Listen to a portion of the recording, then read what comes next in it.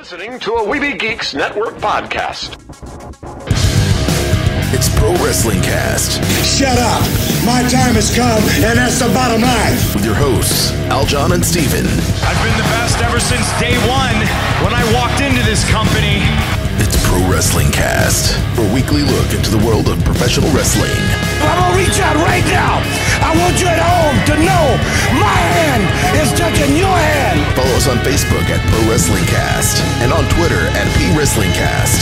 I always try to do what's best for business. Have a question or just want to comment? Leave us a voicemail at 615-9339-PWC. That's 615-9339-792. Or how about a Y2J telling you to shut the hell up? And now, Pro Wrestling Cast. Hulk Hogan, we're going for you.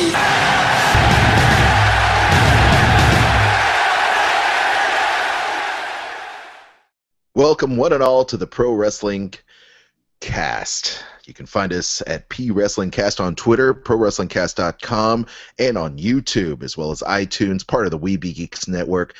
I am your host, Aljon, joined by our good friend, Steven. Did I screw that up?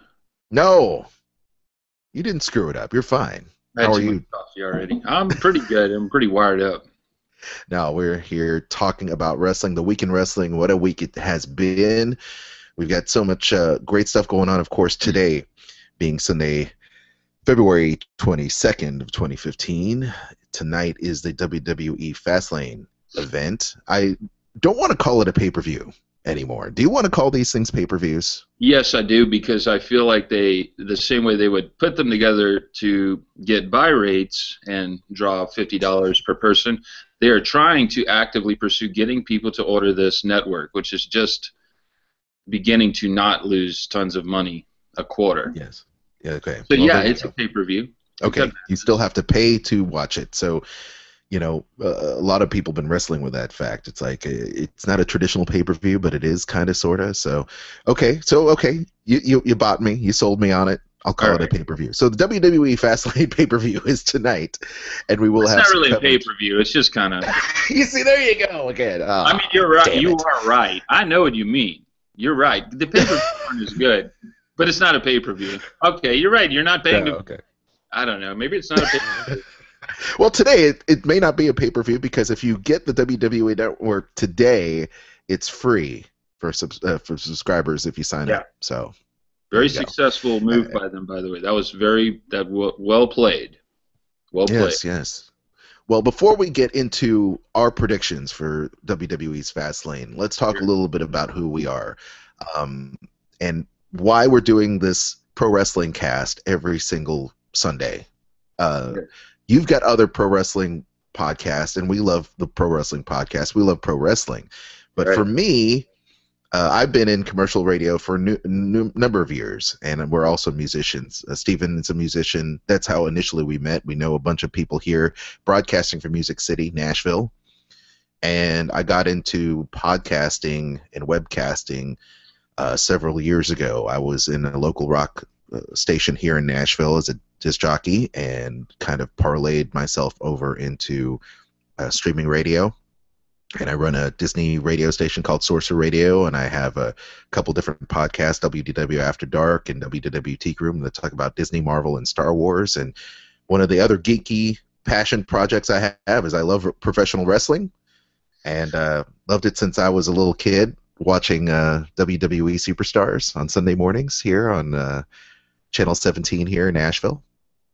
Probably very similar to what Steven used to do, but WWE was definitely my first introduction into that. And some of my favorite professional wrestlers, I really enjoy Ric Flair, of course, the legend that is Ric Flair. Love me some Dusty Rhodes, Ricky Steamboat, love that. Love Booker T, you know. Probably one of my favorite matches in college when I was doing the Monday Night Wars at my college was the Best of 7 Chris Benoit Booker T series, which was that was great song. That was a good time. And of course, Chris Jericho, big fan of the Lionheart Chris Jericho. This event's I'm going back, and Mick Foley also. Good times there. But those are just some of my favorites. Of course, Stone Cold Steve Austin, big fan, and You know, the radio station thing opened a lot of doors for me. I met a few professional wrestlers, you know, did interviews with a few of them, met some of them backstage at different events, did voiceovers for a local wrestling promotion here in Nashville. So I just love the business of professional wrestling, and I know Steven does too. Steven, you want to give us a little bit of background on what you do and how you got into pro wrestling? I've, similar to you, I used to watch, actually, it was called Mid-South Wrestling, but it was Mid-South Wrestling that actually came out of South Louisiana, Oklahoma, and it was a Bill Watts territory, and that's when I got into it, and I actually watched Sting and the Ultimate Warrior when they were rookies as a tag team. I remember that. I grew to love that, and of course, Hulk Hogan in 1984. I'm old enough to remember when he became popular. That's right. I do remember all of that. I remember WrestleMania 3's build-up, Andre the Giant being a tremendous heel, and I mainly though watched NWA. My dad was a big NWA mark, which later became WCW. He was a big mark for that. Same guys, Dusty Rhodes, Ric Flair. Matter of fact, I'm still a mark, for that. I watch the YouTubes of that. I like the Midnight Express. I like anything from back the whole ambiance of that show from about 85 to maybe 87 or 88 is it's superb, and I wish more shows were like that, but that's neither here nor there. And I later I got out of it like a lot of people did, but I really was reintroduced in '97. Was a huge fan. I think it was the Hell in the Cell between The Undertaker and Shawn Michaels, '97. Absolutely spectacular, and I was back into it. And then everybody was into it that was in college, and then everybody went away. And here we are. It's basically just me and you for the late 30s guys, and but we're still here. We're still marks. We're still marks. Smart marks. Yeah. It's still real to me, damn it. It's still real to me. Real. I know what that guy meant. He was an NWA mark.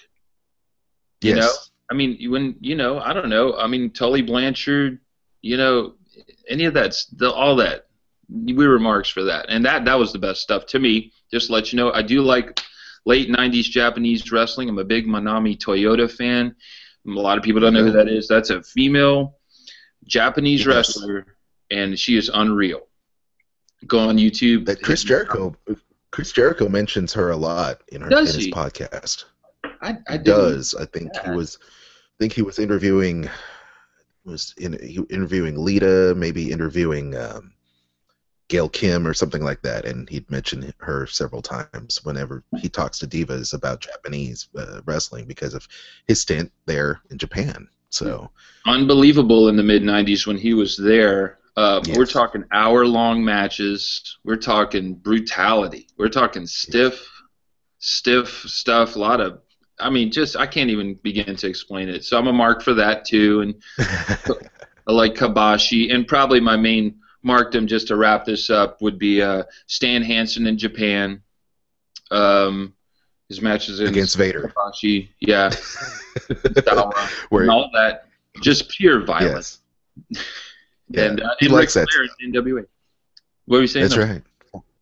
Yeah, that's right.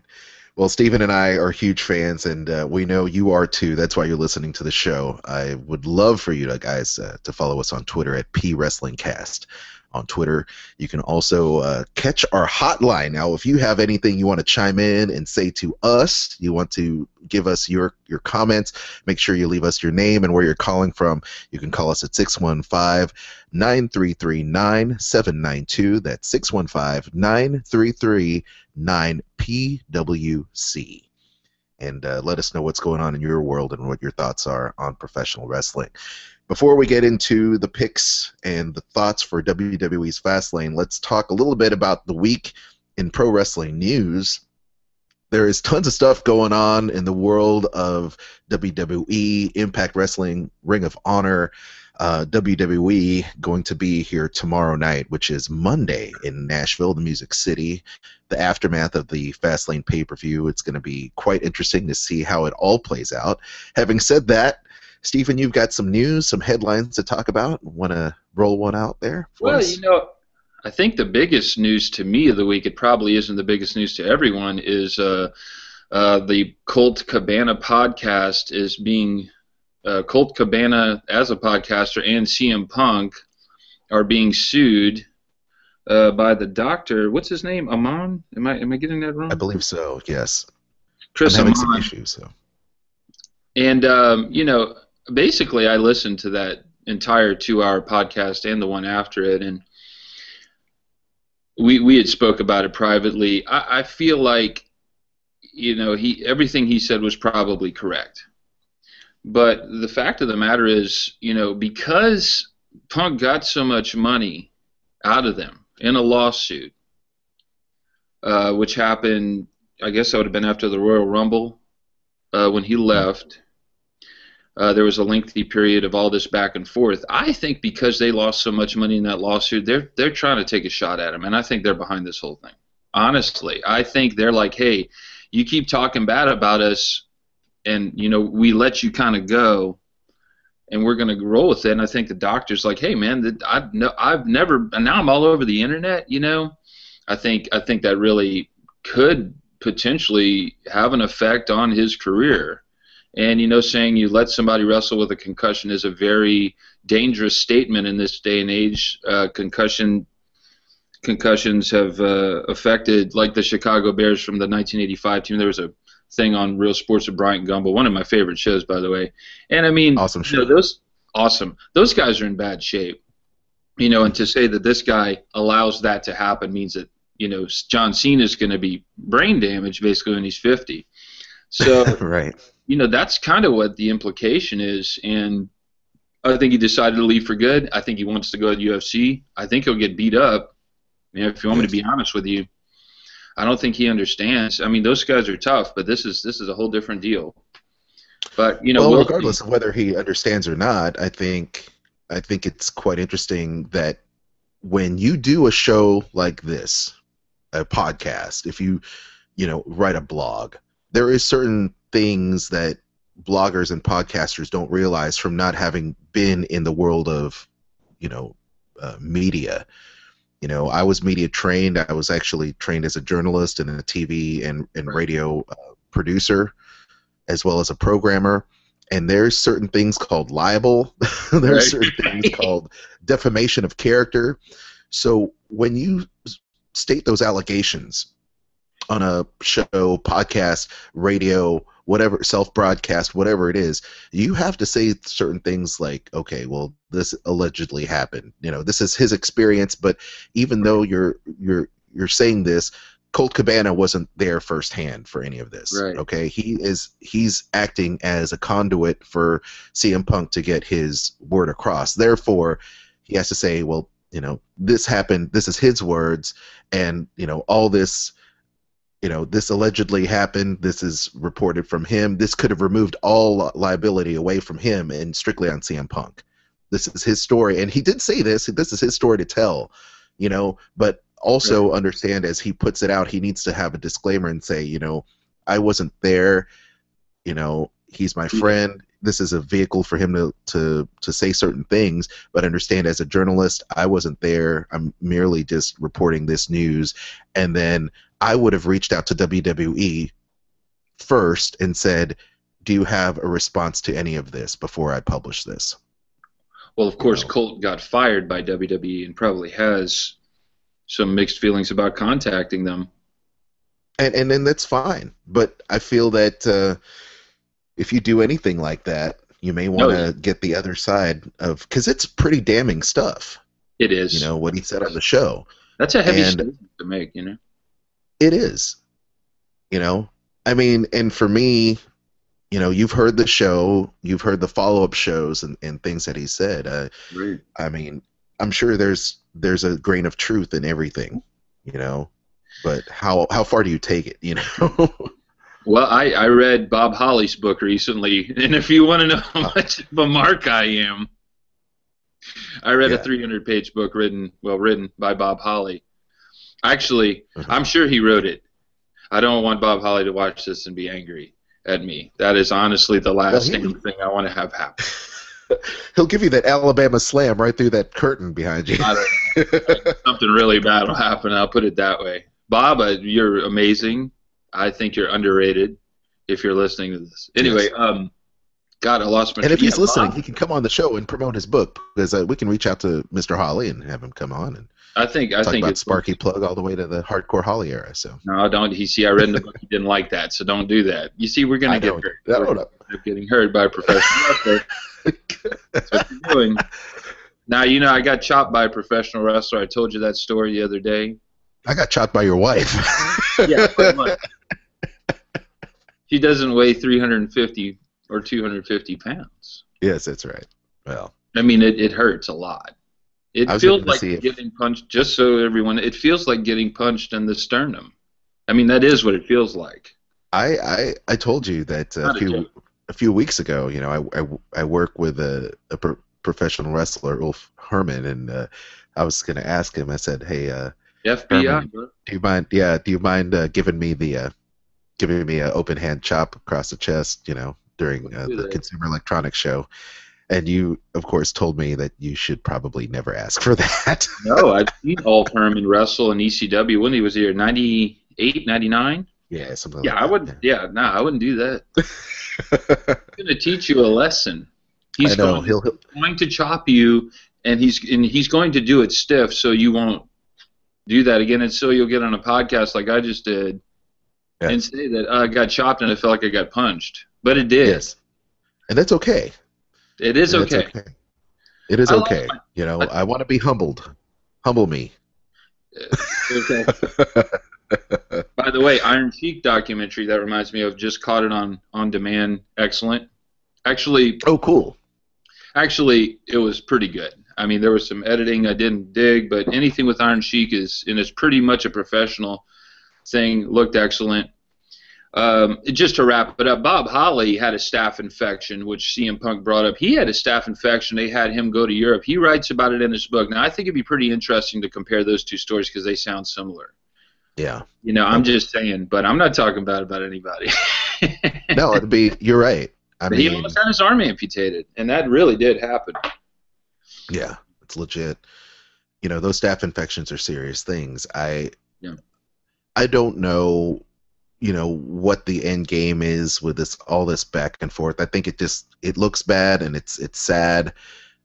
I will say that in the CM Punk interview on the Art of Pro Wrestling podcast, he did not ever once say the name of the doctor. And that's I think you sure smart. about that? I believe so. No, I think he did. We're gonna have to do some research on that. Okay, I'll have to listen back, but I don't believe he said his name because I listened to it twice, and I'll go back and listen. I don't know about that. I remember thinking, like, I don't know. I'll tell you this. I'll say one more thing. They're suing Colt Cabana. I'm sorry. He's suing Colt Cabana to get back at Punk because Colt Cabana doesn't have $5 million in the bank. Of course not. Punk probably does. Oh, yes. You see what I mean? Sure. So you're going to crush that dude. You don't want to mess with these guys. You don't want to. They have a battery of lawyers ready to go at any time, and they will crush you.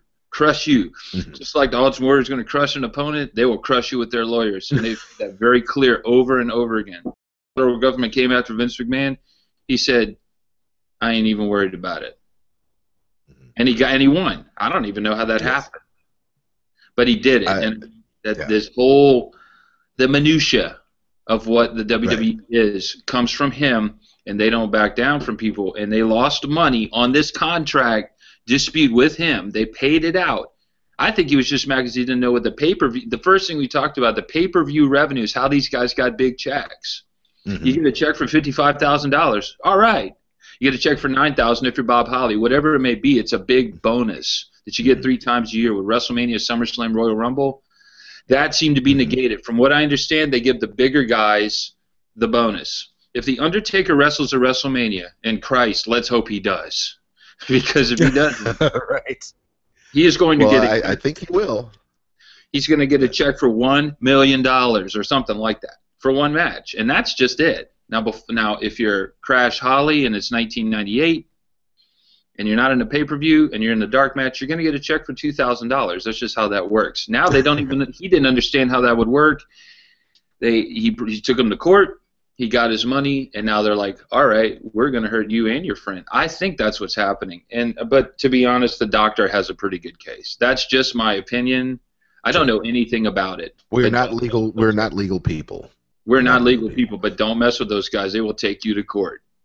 Well, this is what we do here on the show. It's all about, commentary, speculation, and just talking about the news of the day. So, we're not legal experts by any means, but we're just having fun talking about it. So we're hanging out at the Applebee's in Nashville. we don't know what's going on. All right. Right. We're drinking wine at Firefly. We're not. There you go. I don't know what's happening. Ask me Exactly. if the Freebirds were over. I'll let you know. Okay, there you go. Hall of Fame, by the way, should be Hall of Fame maybe this year. I don't know. I think that's a rib on him. Messing with that guy. They were amazing. Amazing. Well, hey, if anything, maybe the fanny pack will be inducted to the WWE Hall of Fame. How about that? Gotta Or the wonder what's Zumbas. that fanny pack. The fanny pack. You got to wear the fanny pack. I love it. So moving from that news, we have the other big article, which is Samoa Joe saying goodbye to TNA Wrestling. We just recently, last night just saw the last Destination America Impact Wrestling show. I saw that too. Which Samoa Joe was fighting to be a #1 contender for the world title. However, he's gone. What's going on with this, Steven? Where's he going to go? They're not going to take him. They're not going to take him. I know what you're thinking. They're not taking him. They could have took him I found this out later, retroactively. In 2005, they could have had him. Steve Austin said, hey, this guy Samoa Joe's awesome. Yes. And he is. Mm-hmm. They said, we got a Samoan guy, Umaga, rest in peace, who was actually really good. I think when he had his match with Sting in 2008, he got very hurt. I believe it was, I'm getting very specific here, I think it was a spot on some steps. And I think he hurt his back pretty bad. He started to gain substantial amounts of weight. And after that, he was a little different. I think he's outstanding. I think if he went to Ring of Honor, it would be a great idea. I've heard people say he couldn't handle going back to Japan. I think he can do it. They love American heels there. So I would say he needs to go to Japan and maybe have a nice match with Tanahashi or something, or maybe go, maybe Masato Tanaka could pull out a 5-star match. I don't know. But I don't think he's going to go to the big leagues. I'd love to see him there. I'm a tremendous mark. From what I understand, he was on an old deal. I don't know what he makes, so don't ask me. I know he doesn't take the bus. Look, I don't mean that with any. I'm not with any malice towards anyone. It's very difficult to run a company. I know Dixie Carter. Okay, we're all Nashville people. I mean, they're all here. Yeah. Serge is hanging out. Dixie's hanging out. We know them, and she's not. I want to let everyone know this, and I bet Al John backs me up. Mm-hmm. The wrestlers are workers, and they want people to think things. Dixie Carter's not stupid. Dixie Carter is not an idiot. She's not. She's a businesswoman. She's trying to work in a business setting that's incredibly difficult with very, a vicious, business practicing kind of environment where people try to screw each other. She's doing fine. You can't pay Chris Sabin $150,000 a year. You can't pay Sanjay Dutt $150,000 a year. You can pay him $300 or $500 a show. If you want to take the bus, that's fine. Okay? Mm-hmm. But the fact of the matter is they cannot afford to pay Samoa Joe his deal anymore. Mm-hmm. And that's what happened. And they were going back and forth for a while. And I think eventually said, I'm not going to do this anymore. But I told her personally, I said, you need to, and who am I? But I said, you need to push Samoa Joe. And I remember at the time she said, I am pushing him, And I said, you should push him to the title. And she kind of looked at me, and I thought, well, She knows something I don't, and she did, and which is that you find out, you think you know from reading the internet, but you don't find out too much later. But I think he's been hurt, and I don't think it was worth it to them, and I don't think it was worth it to Joe, and I think it was a mutual parting of ways, and we'll probably see them come together again at some point in the future. I love him. I wish he wouldn't leave my TV, but I think it is unfortunate that they're pushing him as the number one contender, and then he splits. But when you do that many tapings in advance. Mm-hmm. You got to deal with that. What are your thoughts? You know what? I feel the same way you do. I mean, there's a lot of people that say or claim they know what goes on behind the scenes, but you really don't. Right. And whether or not Samoa Joe, and JR said this recently, I believe on his blog, good old JR said that he would like to see him come to NXT and really teach some newbies how to work. Sure. And what the hell? Yeah, of course, he'd be great for the show. To be honest, NXT is a badass show. I don't consider that show a bad show at all. I mean, for hardcore wrestling fans, that's a show. It's the number two show for me. Yeah, much like SmackDown, used to be, and that was a real wrestling show. Yeah. So, and granted, I don't know. I'm a big fan of Samoa Joe too. I think that it's great to have the different shapes and sizes and personalities of wrestlers, and you need to have a big Samoan, Yeah. And even though you've got 3 Samoans and Tamina, if you count her as well. I mean, I don't know what's going on with her, and or did she get released from WWE? I mean, she might have gotten released, but she's on the. She did. No, she's on the. Oh, she's She's on the razor's edge, I would call it. She's on the bubble. Okay. So, who knows? Who knows what's going down? You've got the Usos doing well. You've got, obviously, Roman Reigns, So, but there really isn't a wrestler shaped like Samoa Joe. And he does have charisma. When he talks, people listen. He's intense. So, I wish him all the best. And maybe he will go to, Ring of Honor. Maybe he will go to Japan. But regardless, he's a great talent. So, I wish him all the best. I do too. I think his best bet is Ring of Honor at this point. I don't know if you watched any Ring of Honor in 2000 or watched the tapes of Ring of Honor after 2004 or so. That period, he held their title for 2 years, and he was amazing. Mm-hmm. Oh, by the way, Tamina had surgery for a torn ACL. That's what happened. That's what happened to her. Yeah. Okay. So they are not. They don't really fire people when they're hurt. That's kind of their policy. Well, yeah, they wait until they're fully recovered and then they let them go. They do, but I mean, hey, if you want some surgery, Mick Foley said, if you want some surgery, he'll pay for it. He's cool. Yeah, absolutely. Let's see. So those are 2 of the other stories. What else do you have on your plate there, Steve? Jake the Snake's got a movie. They're going to do an LA premiere March 8th. Okay. It's I saw the trailer. It's your basic Jake the Snake's doing drugs, we got to get him better. DDP's heavily showcased. It looks like it's a professionally shot thing. The cool thing about wrestling documentaries these days is when they're not WWE related. Not that they don't have a good product, because honestly, I watched the Macho Man documentary really that they did, and the Ultimate Warrior one recently, and they've really come up a few levels on that production. But it's always fun to see an outside point of view. At the same time, they did it with a recent Iron Sheik one, like I was talking about. They did it with Wrestling with Shadows is excellent. So we'll just have to see how good it is. Jake the Snake is one of the greatest workers in the history of wrestling. And did you say there was some? What were you telling me when we were talking the other day? There were some heart-wrenching moments. So, yeah, I mean, the resurrection of Jake the Snake is for me, it's going to be a great film. I'm going to go see it myself, along with the Iron Sheik movie. Can't wait to see that. But, yeah, I saw the Glow documentary on Netflix, and I love that documentary. I thought it was great. Glow? I used to watch Glow. Yeah. Yeah, did you see the Glow doc? That's on Netflix? Watched Glow in '87. Okay, well, there's a documentary. Watching Glow. Oh well, there's a documentary on it. They even Yeah. have Ivory on it, so they got Ferrari on it, which is great. But Ivory was their big baby face. It was yes, a pretty good show. it's so funny because Steve Austin still calls her Ferrari, which is awesome. Was that her name in Glow? Okay. Yeah, like it's a Tina Ferrari, something like that.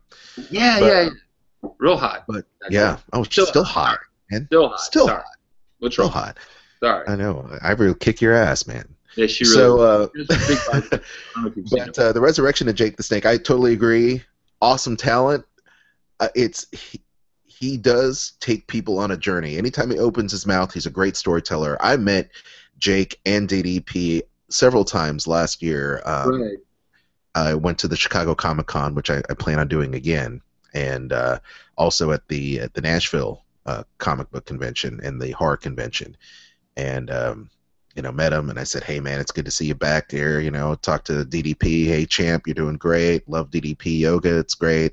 Yeah. And Jake was happy, man. He seemed happy. He was healthy, and it's great that this documentary and this story will tell the opposite side, or how a man can come out from from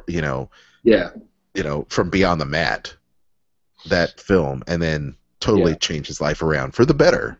And DDP saved his life. So Class act. I'm talking about DDP. Class yes, act. but, Help?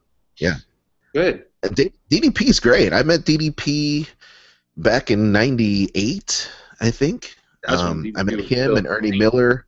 Yeah. I met a bunch of the WCW guys. I met him and Ernie Miller, and I'm trying to remember some of the other luchadors. I think I met I met the Juice. I met the Juice, which was great. Hoovy? Juventud, yeah. We got a lot of good Hoovy stories. Oh, dude, that's great. But the documentary was screened in front of a few people, one of them being Stone Cold Steve Austin. Really? And I think it was also screened in front of I'm trying to remember who's the guy in charge of production at WWE right now. Kevin Dunn. Kevin Dunn, yeah. Kevin Dunn, they both had some tear-jerking moments. They were like, wow. Really? Like the last 15 minutes of the movie apparently is like the big crescendo at the end, and it was really powerful. So, if those guys can give that type of endorsement, say, this film is great, it was awesome, and the last 15 minutes are to die for, hey, you know what? It's going to be a great film. So, good luck. Yeah. Yeah. Let's just not forget that Jake is one of the greatest workers of all time. Yes. And I'm not saying that film is fake in any way, but Jake knows how to take a moment of chaos and turn it into anything, I will say about the trailer, they open up with the shot of Macho Man getting bit by the cobra. Remember that angle? I do. Is there an angle better than that ever? I don't think so. I think Chris Jericho hitting Shawn Michaels' wife is pretty good. That was brutal. That was quite good. She was. I mean, she used to work kind of work as a Nitro girl. She didn't work, but anyway, Jake. Just if you ever get a chance out there, we're all on the internet right now. Anyway, go on YouTube. Jake the Snake in Georgia Championship Wrestling, around '83. Doesn't get any better. Completely realistic. Completely real. Just perfect. Well, he had great matches. His promos were off the chain. The Damien on Macho Man's face is a sight that I had to. I'm glad they had instant replay back in the day, because of course we're watching Superstars on Saturday, Sunday morning, watching this, and you're like, is that for real? I mean, what's going on? And he's Macho, actually, I thought I saw like a fang sticking in his cheek or something. It was like legit. Well, I tell you what, his bicep was definitely lacerated, and from what I understand, the Snake just kind of did his own thing. Again, a moment of chaos. You can see Jake do this, like, come on, let me get my kind of like that, like trying to get the Snake off. It just kept rolling. Macho Man's as tough as they come. I'm sure it wasn't a big deal. I'm sure it was a little weird. Yeah. But, at the end of the day, they have this great pose where the Snake's looking at him and he's looking back at the Cobra. And people say, why do you watch wrestling? Wrestling's so silly. Wrestling's for kids. That's why. That's why. Because of moments like that. You know, in no other medium can you see something like that. Exactly. And I'll always be a fan of Jake. I've loved him since Beyond the Mat. By the way, I just wanted to say I saw Jake's daughter in the clip. She has lost a lot of weight. She looked like she was doing well for herself. I'm glad Jake can probably make some money out of this situation, which I think on Beyond the Mat he probably did. And although he was showcased as this lecherous drug addict and his daughter was thrown in front of the screen, and I love Beyond the Mat, don't get me wrong, mostly because Terry Funk's in it, but because I'm how can you not like Terry Funk? I'm probably a bigger mark for Funk than almost anybody. Right. I forgot to mention that in our Mark Talk earlier, but anyway, there'll be a lot of that. Yeah, Mark Talk. We should have called the show Mark Talk. Mark Talk. Well, yeah, Mark Talk. But no, I think she looks like she's doing really good, unless that's a different daughter. I didn't mean to. He's got a few. I'm not trying to imply anything. Christ Jesus. No, that's fine. No, but I'm glad she got to talk again. I mean, it made everybody look, crazy. His dad looked crazy. Well, I mean, it's a slice of what happened, and for good or for bad, that's kind of what happens, and real life happens. I'm just glad the guy made it out of it okay, and he's on the road to recovery. He's recovering every day, taking it one step at a time, and I wish Jake all the best, and hopefully I'll see him again at this next Comic-Con, which will be awesome. He looks great, by the way. He really does look great, and DDP is a miracle worker because, let's hope he can get continue to whip Scott Hall into shape. I think he's been working on it for a while now. Well, how about this? I mean, you saw DDP come out at the Royal Rumble. Man, he looked great. Is he 6? Am I right about that? Is he close to 60 years old? Yeah, he looked fantastic. I mean, I thought, oh, he looks kind of like he's getting old. And then I read he was 59 or 60. And I thought, well, Jesus, I didn't even. He looked awesome. Every diamond cutter he did, I thought, yeah, let him get another one in. And he did 5 or 6, 7. He did quite a few diamond cutters, and I thought they were going to let him do 1 or 2. The way they let him do a lot, he looked fantastic, and kudos to him for what he does for people, because he is a good heart. He is a positive person, and it's too bad it didn't work out a little better for him. If they were ever going to put the title on him in WCW, I just want to retroactively, they should have did it in '98, '97. He had so much heat. '98. By '99, we all know how things got, but I think this is even more special than that. Helping. Yeah, that's true. And regardless, you can he has been the world champion. You can never take that away. And 2-time. And that was great. 2-time, not 5-time, but 2-time. 5-time. 5-time homicidal wrestler after this match. Oh, okay. Say that. But no, those documentaries are great. I'm looking forward to the next one for sure. Did you have any other headlines or anything? I just wanted to say that I hear they're going. I mean, this will probably lead into what we're talking about the pay-per-view tonight. But I just hear they're really going back and forth a lot on what to do with the Mania main event. Mm-hmm. And I have some perspective on that, but we can say that during the pay-per-view prediction thing if you'd like. But I just hear they're changing their mind every 10 or 12 hours. Well, it's a possibility. You never know where the wind will go until it actually happens. That's what makes watching these pay-per-view events a special thing, because you never know. You just never know. You really don't. I mean, you have to. They're in a kind of a tough. They're kind of in a tough spot right now. Mm-hmm. Their ratings, they hit right at 4 million. But I will tell you, the week before. Now let's see, what would that be? What's 23 on the 9th? The Raw on the February 9th, they had a pretty darn low rating. It was one of their lowest in a long time, and they had nothing. They didn't have the Seahawks or the Patriots playing opposite on Monday night or any big games. They just had a bad rating, and that certainly was significant. They jumped back up to 4 million. 4 million seems to be the mark that you want to hit 5 million if you can. I remember they hit 5 million when Batista came back about a year ago, and then if you start hovering towards that 3.5 million. You have to worry about that, because honestly, a lot of their profit margin comes from, or lack of, whatever it may be, comes from the TV ad revenue and just basically all anything involving TV. That's why the show is 3 hours long.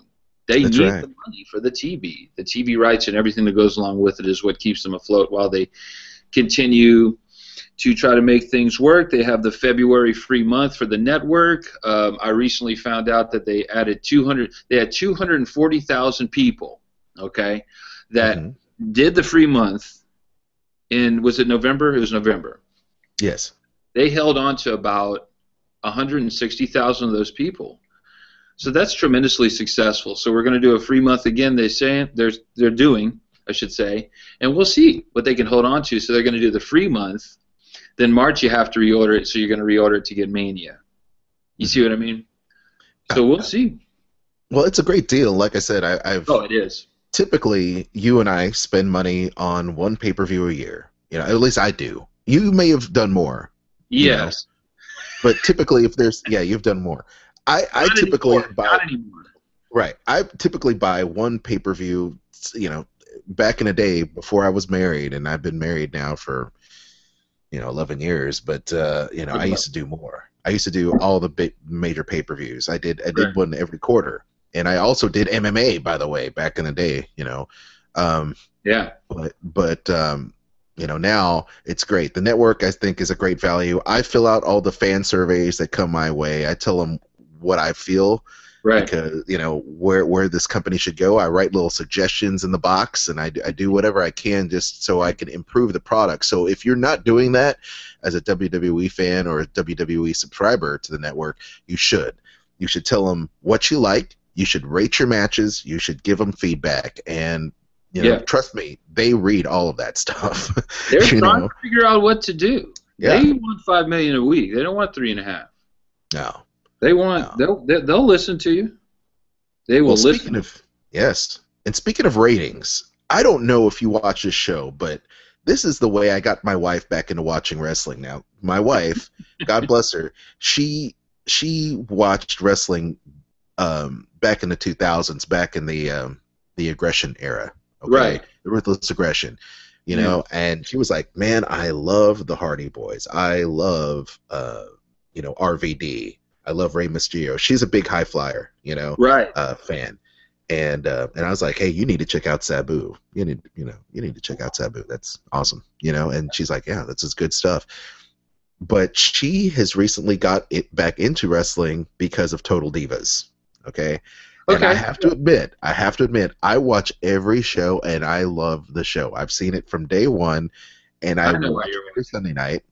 And it's going to be interesting to see what they do as they go up against WWE Fastlane, their own product. Yeah, again, odd, really odd, decision making on their part. And by the way, and I'm glad you're both big fans. It's a money loser. Mm-hmm. People don't really know that they recently had their financials come out, and they, from what I understand, they lose money from that show, which blows my mind. Yes, but anything to keep everything going, I think, is important. It may be a lost leader, but it does offer several different things. First of all, it makes their investment into the Divas division better. Mm-hmm. It gives the Divas more airtime. It provides network content, and also an opportunity to reach out to a fan base, which, by the way, I believe it was the Wrestling Compadres podcast or something like that, where they were talking to Stephanie McMahon about it. And she mentioned the demographics for WWE programming, like Raw, their flagship show, has got a pretty mean female demographic these days. They do. So, that said, they're kind of servicing, they're reaching out to new fans and bringing them over, and apparently it's working. I also check out the AfterBuzz TV after shows for Maria Menounos' network. Yeah.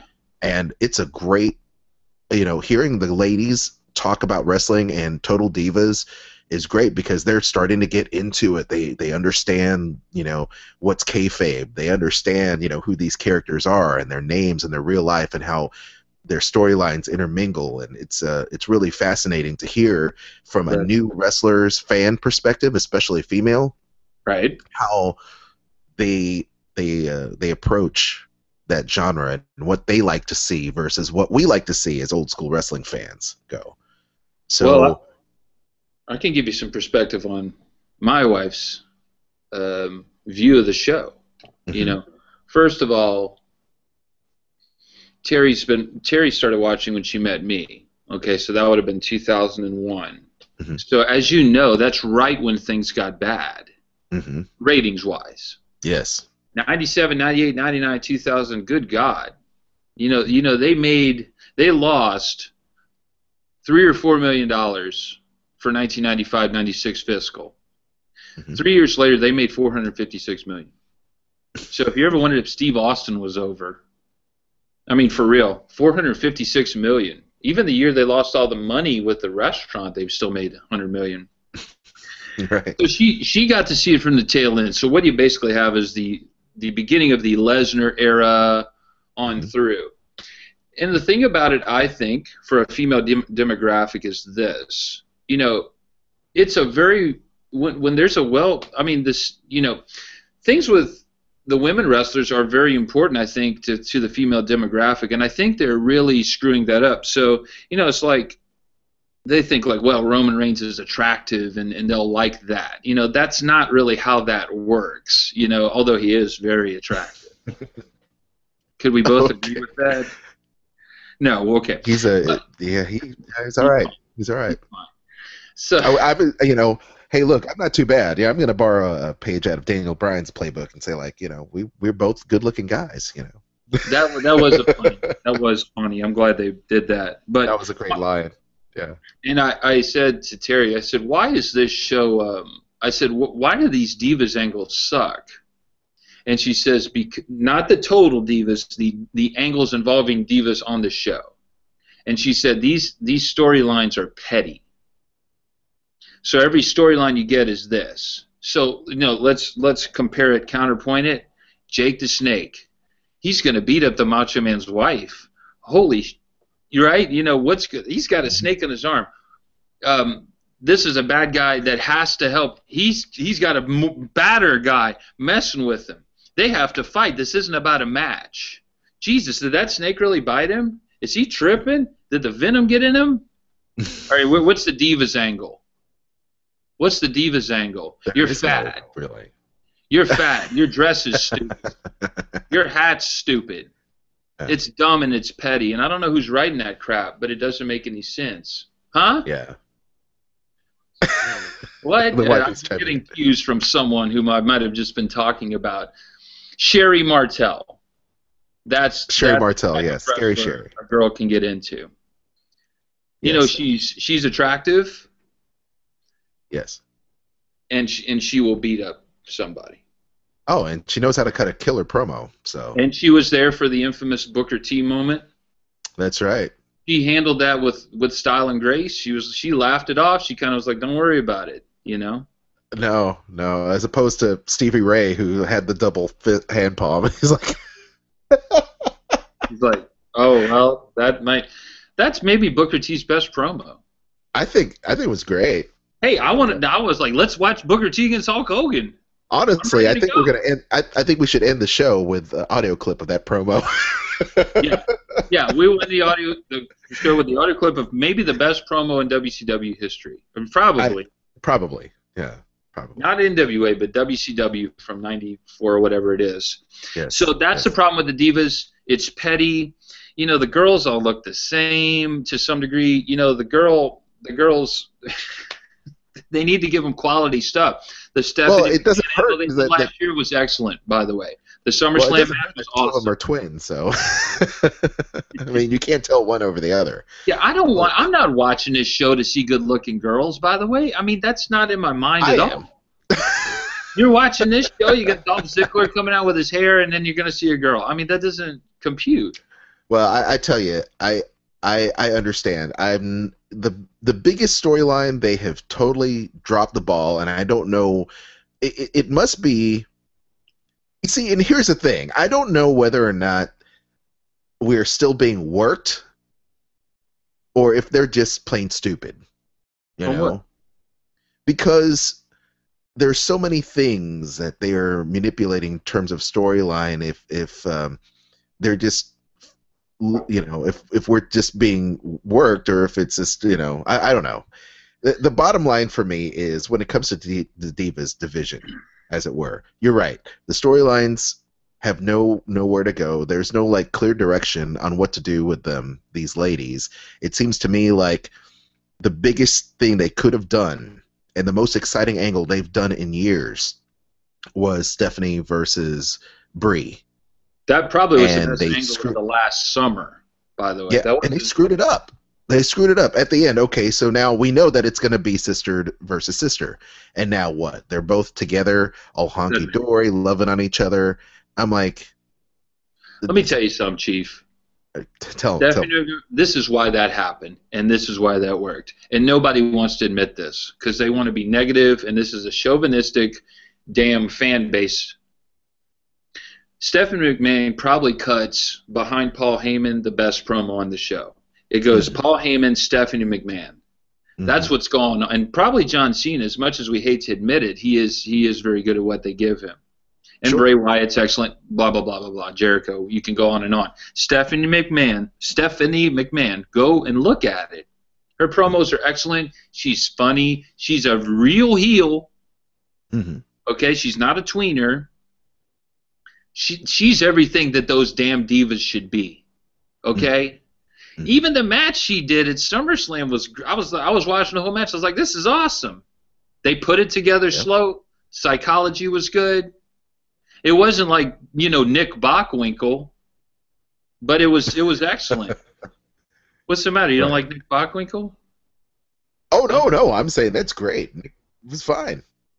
Nothing wrong with Nick Bockwinkel. I made a promise to my dad. I was talking to my dad. He's an old Cajun in Thibodaux, Louisiana. And I told him I'd mention Nick Bockwinkel on every show. It meant a lot to him if I did it. Anyway, well, there you go. Bockwinkel's awesome. Nice. But it was an excellent match. It was probably the second best match in the card. It was the best angle of the summer. They would close the Raws with it, and that's because she has excellent promo skills. She put together a good match, a very good match, and it wasn't petty. It was a good storyline. And she's a great actress. They arrested her. She was great. The whole damn thing was good. That's what they're lacking. They need to be like her. And you know what? She elevated the divas. Absolutely. Because it's like, look, I haven't wrestled in 10 years. Here I come back. I'm going to take you all to school. She took them to school. And now there are divas that are coming up, but, they can't make, they can't, polish a turd like that. I mean, they have to have something good. And maybe it's a situation where, they have to go up to creative and say, look, this is what we want to do. I've been thinking about my character. I've been thinking about where we should go. Maybe we should collaborate together and put together a program. That ain't going to work. No. Because in the end of the day, they have a very clear-cut idea of what a female on that show is. Stephanie McMahon basically owns part of the show. She goes in a different direction from that. Okay? And the same thing I was saying about people calling Dixie Carter not smart on the internet goes hand in hand with that. It's a chauvinistic fan base. They don't like the idea of the whole thing. Put Manami Toyota in the ring with one of these divas, and you will see somebody get beat up. Sure. And you're like, oh my God, somebody just got really beat up in the ring. That's what they need to do, because this is supposed to look real, and they just don't. They don't look good enough. I'm sorry, and that's the deal, man. Bring back Awesome Kong. They screwed that up. They screwed that up. Hey, they have a good relationship according to Awesome Kong. She could come back as Karma any day of the week, and I'm like, you know what? I'd love that. But I don't know. What do you think about the Divas division? Just let us know on the show. Of course, once again, you can fire off a voicemail at 615-9339-PWC and talk about it.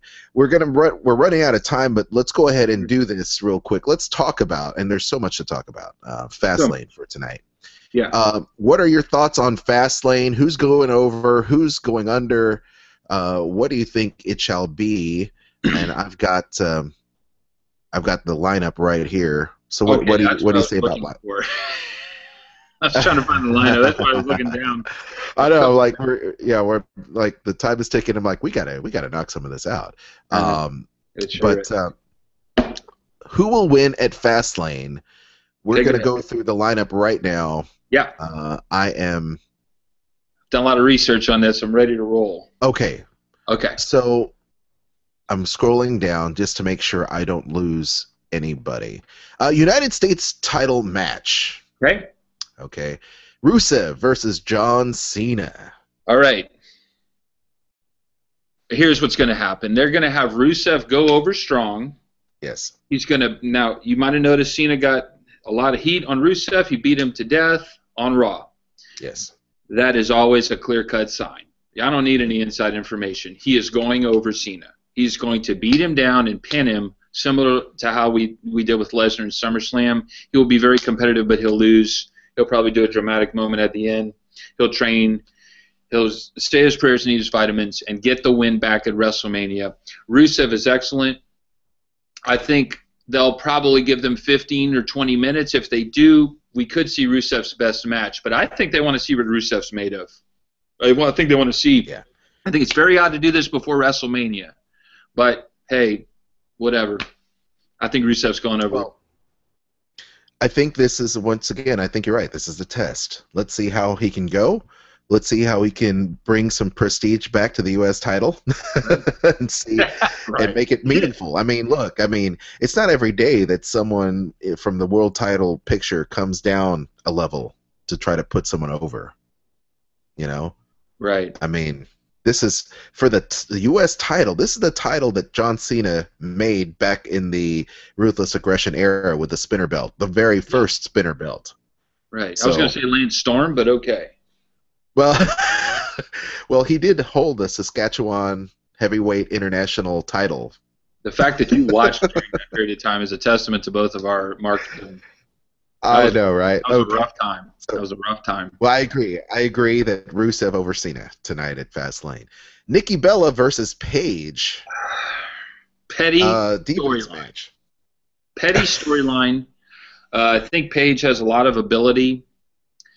I'm not really impressed with the Bellas as workers. Again, this would be a great match for Awesome Kong. They would smash her over, which, if you don't know, out there in internet land, that means to just a squash type of victory.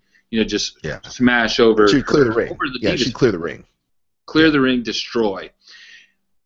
Anyway, here's what we get instead. Petty angle, dumb. You have to wear a different outfit. I mean, I don't get it, but I don't know. I don't know where they're going with that. They don't give it enough attention, and it makes me angry. Yeah, I don't know either. I don't know where this is going.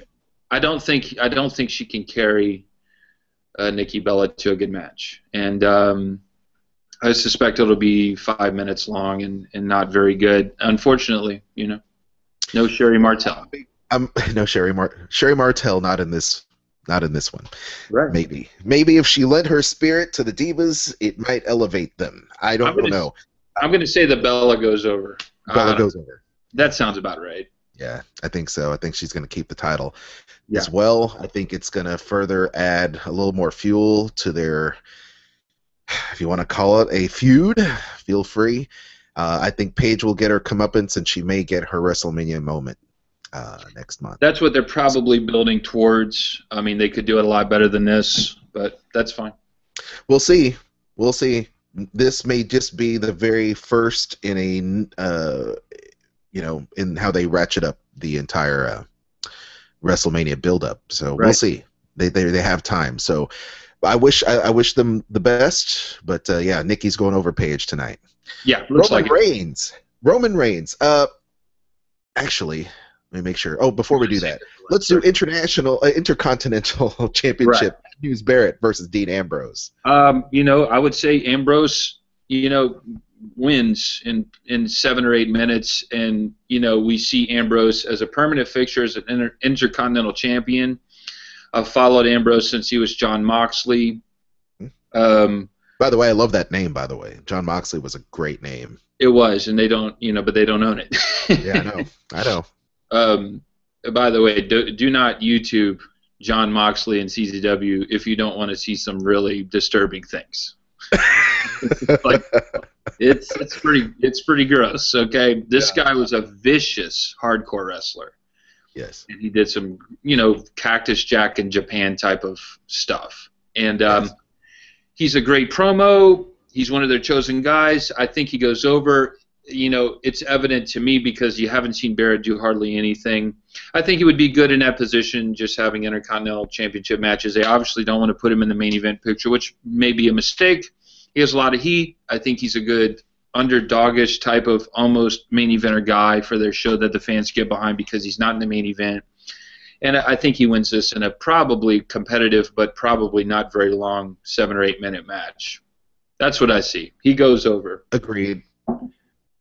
Because Barrett's I agree. Dean is probably.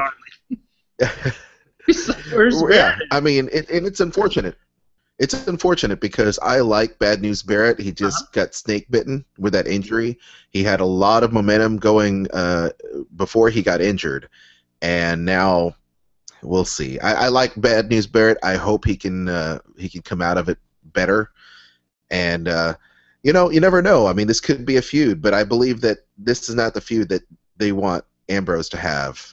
But we can talk about how this unfolds and who his next opponent will be. It better be somebody else. We do the Fastlane. Yeah. They're not giving him enough, Chief. They're not giving him enough. No. WWE Tag Team Championships on the line tonight with Cesaro and Tyson Kidd going up against the champs, the Uso brothers. What do you say to this? The Usos have, if you look at the one-loss records of 2014, they have the top one-loss record of any tag team or singles competitor. Yes. Which is astounding. And they're great. They're very good. I'm shocked they got them over, to be quite honest. Tyson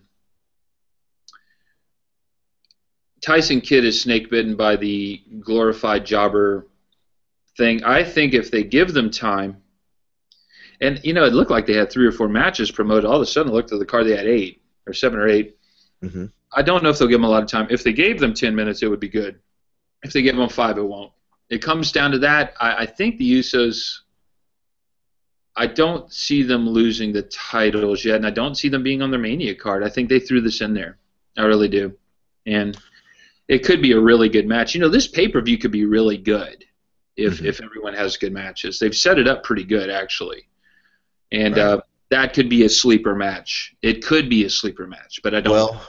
Well, depending on whether or not they have the Andre the Giant Battle Royal at WrestleMania, which they should have, I wonder if there can't be a tornado tag match, 4 corners match between these guys and a few others just to spruce it up a little bit. I don't think they'll do that. Yeah. I think they'll give so much time to. I mean, we might as well. Everyone can see the card, but Taker, if he has a match, and God, he better have a match with all these promos. Mm-hmm.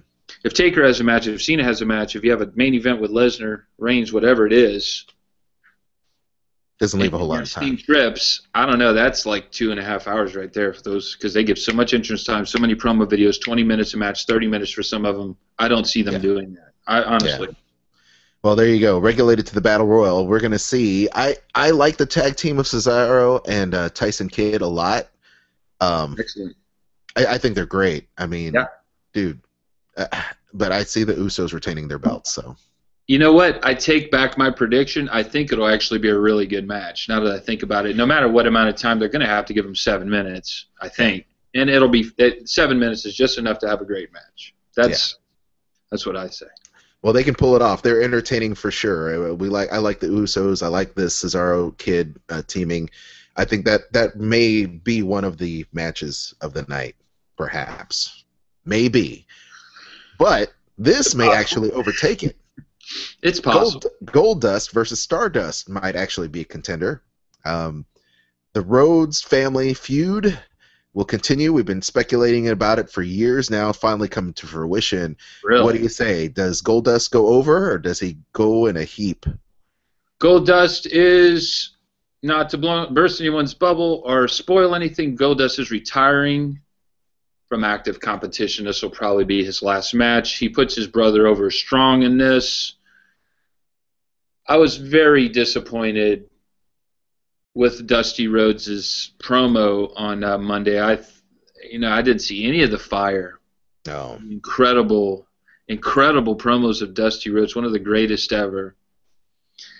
And I thought he wasn't into it. I don't think he likes the angle. I don't think he likes the idea of the angle or where it's going, which is odd to me because this is his one chance for his son, who has gotten over as Stardust. I say they keep him as Stardust as a singles competitor and just see where they can go with him. Stardust is over. People like him. Stardust is over. He's funny, and Goldust is an excellent worker. It's a shame that he's going away. He should really go to NXT and train people. Yeah, I agree. I saw Rhino was on the other day.